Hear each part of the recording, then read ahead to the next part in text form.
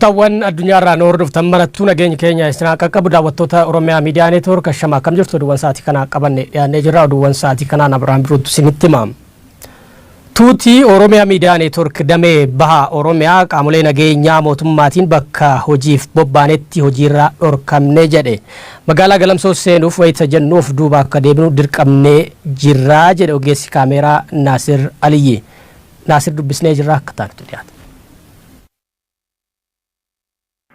Jalqaba magaalaa Ciroo turre magaalaa Ciroorraa Baddeessaa deemuudhaaf baane Baddeessaa irratti haalli hammaataadha hin deeminaadha rakkoo isin qunnamaa jechaa turani. Kan booda nuti ta'ullee uummata keenya raawwanne nu hambisu hin jiru jenneti Baddeessaa deemne. Baddeessaa erga deemne booda hawaasa maatiin isaanii irraa hidhamanii wajjin wal qunnamne yaada irraa fuune. Kan booda itti gaafatamaa bulchiinsaa fi nageenya aanaa odaa bultuun isa oduu irratti dubbisuudhaaf yaallee turre. Kan booda sa'a 8tti nu beellame yeroo sa'a 8tti waajjiratti argamu isa argachuu hin dandeenye bilbilaan dubbisneeti san booda gara Galamsoo deemne jechuudha.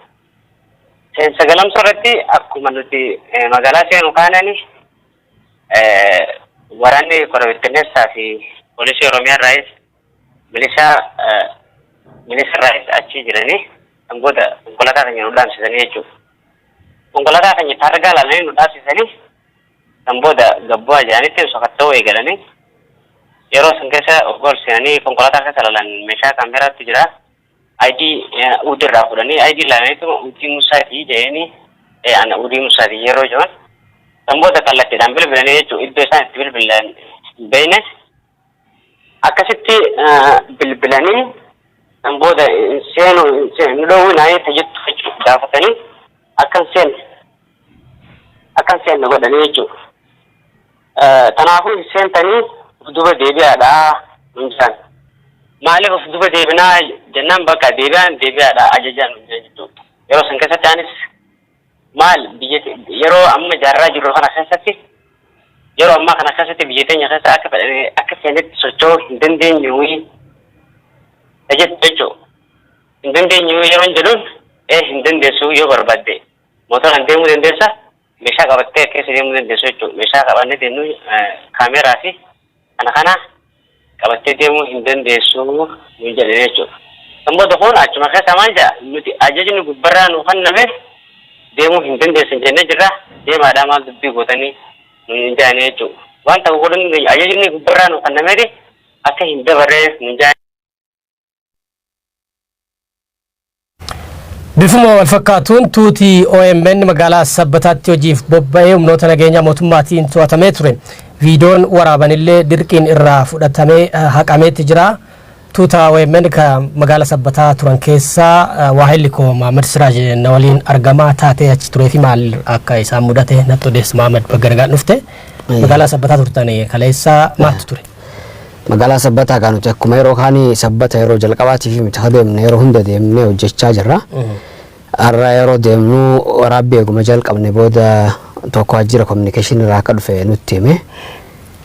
Ayyama isin barbaachisaa waan jedhu nu kaasee nuti wanni ayyama gaafannuuf hin jiru kanaan dura sakkalumatti hojjennaa namoota dubbisnee komii qaama dhimmi ilaallatu deemnee itti dubbisnee haala saniin hojjennaa jenneeni. Hawaasa gidduu turtan jechuudha malee waajjira mootummaa isin turre kan dhorkamtan.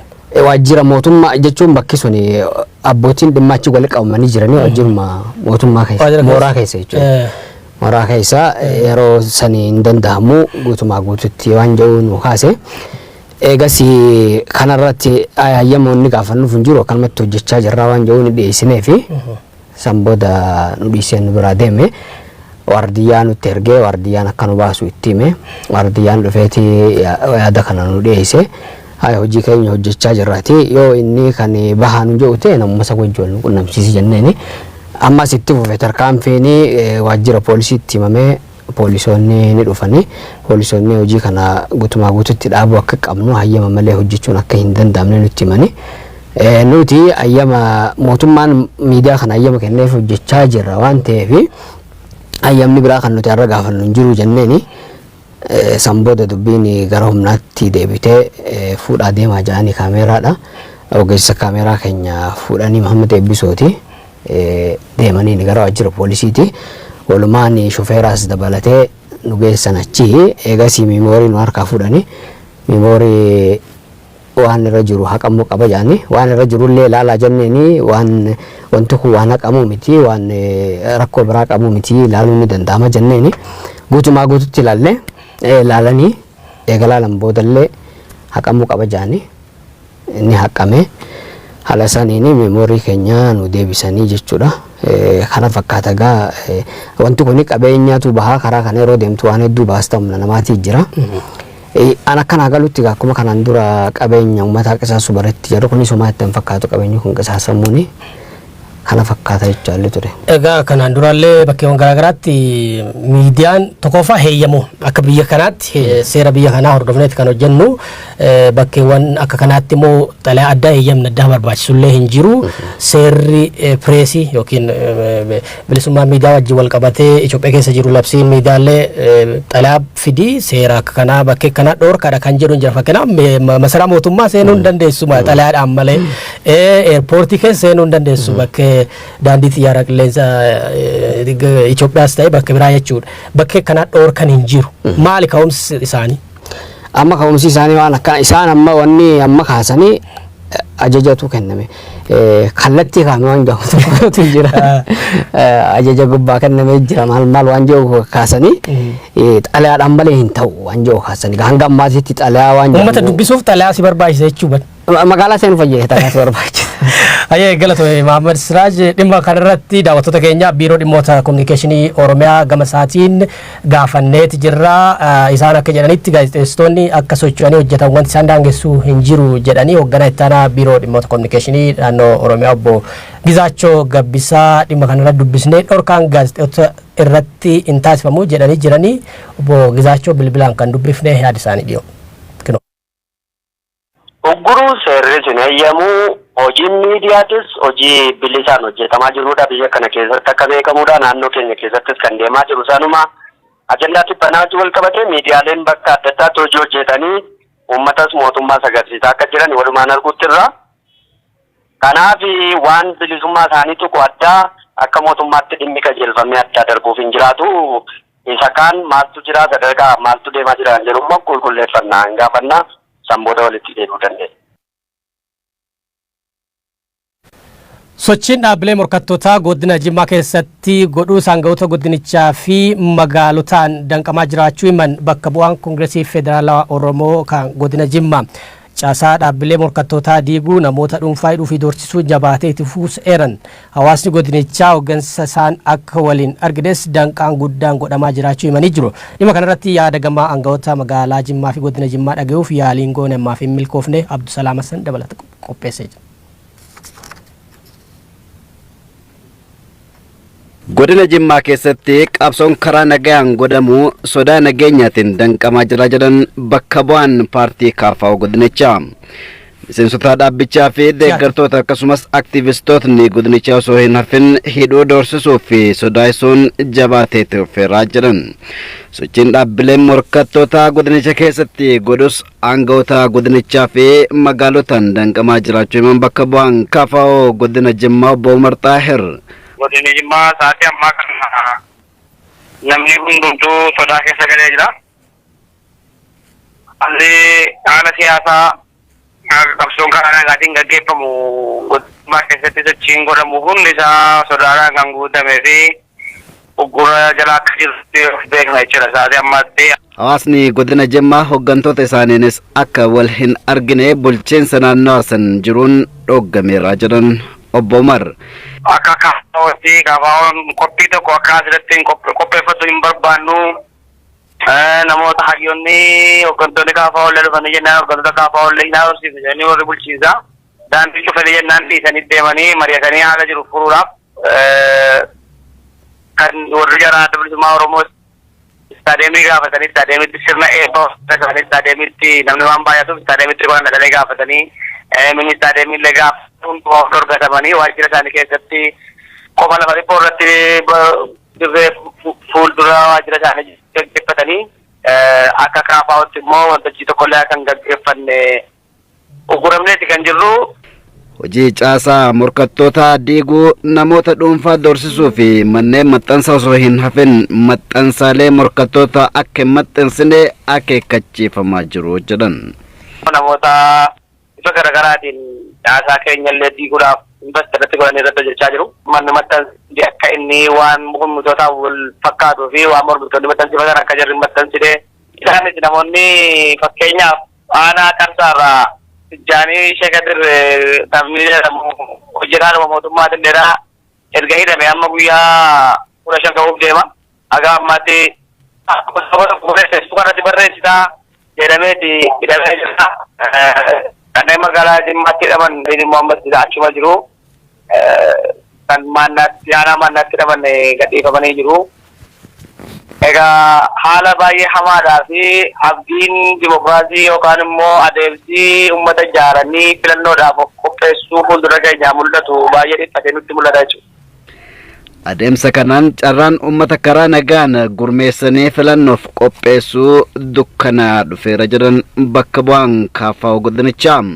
Dhimma kana irratti yaada gama bulchiinsa magaalaa Jimmaa jiru dhaga'uuf bilbila harkaa kantiibaa magaalattii obbo Makkiyyuutti bilbilee turre. የደወሉላቸው ደንበኛ ስልክ አይመልስም። እባክዎ ትንሽ ቆይተው ይሞክሩ። Kan bulchaa godina Jimmaa obbo Abdul Hakim Muluuttis bilbilee jirra. ለጊዜው ጥሪ አይቀበልም. Sorry. Other phone you've dialed is switched off.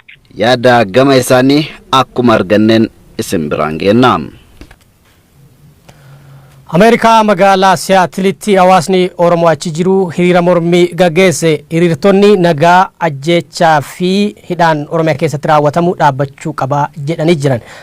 Yaada isaanii akka taanutti dhiyaata. Ethiopia, no justice, no peace. Ethiopia, no justice, no peace. Ethiopia, no justice, no peace. Shamarran dargaggoota maanguddoo abbootii gadaa hin jenne abbootii amantii hin jenne uummata keenya akka biyya keessa jiru sanyii duguuggaa irra jiran keessaayyuu qalama Wallaggaatii fi Gujiin Boorana keessatti akkasuma ta'e kutaa adda addaa keessatti dabree ammallee ijoollee barattoota naannaa biyyoota Amaaraa keessa jiru sanyii duguuggaa dura dalagaa jiran jecha hiriira waggaa lamaan dura bahaa turre akka haarawaatitti ardha gabbaanee uummata keenya sagalee dabarsuuf akka addunyaalee nu dhageettu akka mootummaan sanyii duguuggaalee dhageettutti uummanni keenya dhiiraa fi dhalaan bahanii dargaggoonni shamarroonni qarree fi qarreen bahanii maanguddoonni abbaan amantii bahanii magaalaa Siyaatilitti hiriira nagaa gaggeessuuf deemaa jirra. Ajjeechaan barattoota Oromoo haa dhaabbatu. Ajjeechaan barattoota Oromoo haa dhaabbatu. Oromiyaan tan Oromooti. Abbaan biyya Oromoodha. Abbaan biyya Oromoodha. We need justice now, now, now. We need justice. We need justice now. There's no justice in Ethiopia. There is no justice in Ethiopia. There is no justice in Ethiopia. We demand justice. We demand justice. We demand justice. We demand justice. Ethiopian government is a killer. He's a killer. Ethiopian government. Ethiopian government is a killer. He's a killer. Ethiopian government is a killer. Ethiopian government is a liar. He's a liar. Ethiopian government is a killer. He's a killer. Oduu maddeen alaarraa arganneen filannoo Afgaanistaanitti filatameen pirezidantiin biyyattii Ashraf Ghani sagalee waliigalaa dhibbentaa 50 argachuun injifachuu 50 ida'uu tokko jechuudha. Dhaabbanni filannoo biyyattii beeksisee jira. Morkataan isaanii Abdullaa garuu filannichi akka qabeessa waan hin taaneef firii filannoo akka hin fudhanne himanii guyyaa waariyuu guutuu gabaasaa qindeessee jira. Afghanistan's President Ashraf Ghani has been declared the winner of the presidential election. Filanno namoota qargalmaan keessaa sabab soda jeequmsaatiin namooti agito kurabuusu didantanaan pirezidaantiin biyyattii Ashraf Ghani morkata isaanii bulcha guddaa Abdullah sagalee waliigala 50.64 39.52 mo'ate waggoota shanan dhufaniif bulcha ta'u koomishiinarii filannoo biyyaalessaa beeksise. Hataa tuuti immoo Sheekh Abdullah filannoon tun guutuu bilisaa miti jedhe mormuun bultii dhiyoo keessa mootummaa fi dhaabbachuuf qophii jiraachuun biyya Talibaan faaf bala guddoo jedha. Filannoon tun waggaa dabree deemsifamtee uummataaf godhamti jedhamtus koomishiinarii filannoo biyyaalessaa rakkoo teeknikaan naqunnam jechuun duubatti harkeesse. Morkattooti gaafas Ashraf Ghani kura yookaan sagalee uummata tansaamuuf akkan godhee jedhan. Amma qabxiiniif godhamnaan wanni nu gaafas jeniyaayyuuf taas jedhanii qabxii kuricha fudhachuu didan. Bulcha biyyattiitiif mo'ataan filannoo baranaa Ashraf Ghani duubibsi deeggartoota isaati dir Kaabulii godheen. Mootummaan isaanii Afgaanistaan tokkoomsuuf garee loltoota Talibaan cuuf waliin marii nageenya adeemsisuuf qophii ta'uu uummatatti. Filannoo gareen Talibaanin jeeqnaa jettee qardhaadattanaan uummati Afgaanistaan ka miiliyoon 35 dhiyaate keessa miiliyoon 9 qabxii jaqura buusuuf galmaa'ullee hedduun kaardi isaanii manfincaaniitiin dhaqu. Warra kura buusan keessa illee sagaleen namoota hedduu Ashraf Ghani natamu xiinxalaan siyaasaa fi wardaa ka Aljaziiraatti. Wal dhibdee garee loltoota Talibaaniif mootummaa Ashraf Ghani jidduu waggootaaf godhama turte tanaan loltooti neetoo yookaan Northern Atlantic Treaty Organization mootummaa Ashraf Ghani waliin ta'uun Talibaanadhaa turanillee garee riphxe loltoota kan balleessuu hin dandeenye. Kanaaf karaa ergama addaatiin mariin araara jalqabde. Taatullee Talibaan loltoota warri lixa waliin dubbakka hin qabne beeksisuun mootummaa Ashraf Ghani beekamti dhoowwattee cundhura Ameerikaan diis irra bulchituu jetteen irra guddaa yuunivarsiitii Kaabul pirezidaant Ashraf Ghani ministeera qabeenya Ammar Karzaayi ta'uun eegi shuumameen booda eegi namichi barcuma irra qaariyeen duub baalli fudhate biitaan bulchus loltoota Talibaan bira fudhatan waan hin argatiniif uummati biyyattii bombii gurguddoo gareen shororkeessitoota furguggeessituun buxee baatu. Wamtaateef duub bulchaan guddaan Afgaanistaan Ashraf Ghani baaruud dibbees bombii shaawwes rasaasaatiif soda nageenya kan mo'atma walumaa nyaatamuuf jeera deebii yeroo niqxaa. The Taliban spring offensive means more. Daawwattoota himeen oduuwwan sa'aatii kanaaf qabannee goolabnee jirra. Qophiileen Oromiyaa miidiyaa neetwoorkiitti fuu daawwadha.